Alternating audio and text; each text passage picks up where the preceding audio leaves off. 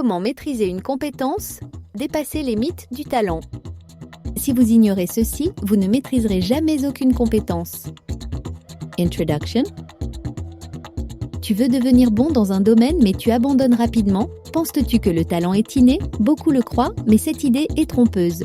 Aujourd'hui, je vais te prouver pourquoi ces croyances sont fausses et te montrer comment maîtriser réellement une compétence. Apprendre une nouvelle compétence n'a rien à voir avec la chance ou le talent. Il existe un processus scientifique qui permet à n'importe qui de progresser. Reste bien jusqu'à la fin, je vais te donner une méthode concrète avec 2 exemples détaillés.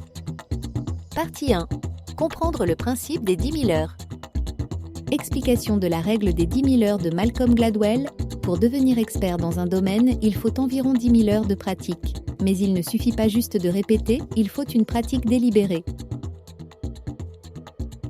Exemple 1. Apprendre à jouer d'un instrument. Contexte. Un débutant veut apprendre la guitare. Approche erronée. Il joue les mêmes accords tous les jours sans essayer de s'améliorer. Bonne approche. Il se fixe des objectifs précis, analyse ses erreurs et utilise la technique du feedback. Partie 2. La pratique délibérée et le pouvoir de la progression constante. Définition de la pratique délibérée, c'est se concentrer sur ses faiblesses et les corriger activement.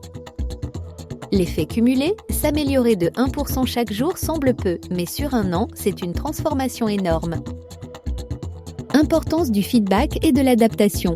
Les personnes qui réussissent cherchent en permanence à s'améliorer en recevant des critiques et en les appliquant. Exemple 2. Devenir bon en prise de parole en public. Contexte, quelqu'un qui veut être plus à l'aise en parlant en public. Erreur courante, il évite les situations où il doit parler.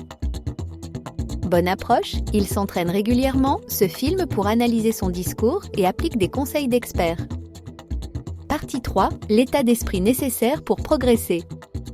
L'importance de la persévérance, personne ne réussit du premier coup. Chaque échec est une leçon.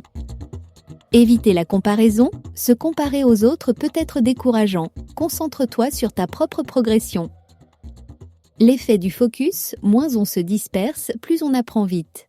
Maîtriser une compétence demande de la concentration et de la patience. Conclusion. Récapitulatif, maîtriser une compétence demande du temps, de la répétition et surtout une pratique délibérée. Sources. Malcolm Gladwell, Outliers, The Story of Success. Anders Ericsson, Peak, Secrets from the New Science of Expertise. Étude de l'Université de Stanford sur la pratique délibérée. Écris-moi en commentaire quelle compétence veux-tu vraiment maîtriser? Si cette vidéo t'a aidé, like et abonne-toi pour plus de conseils.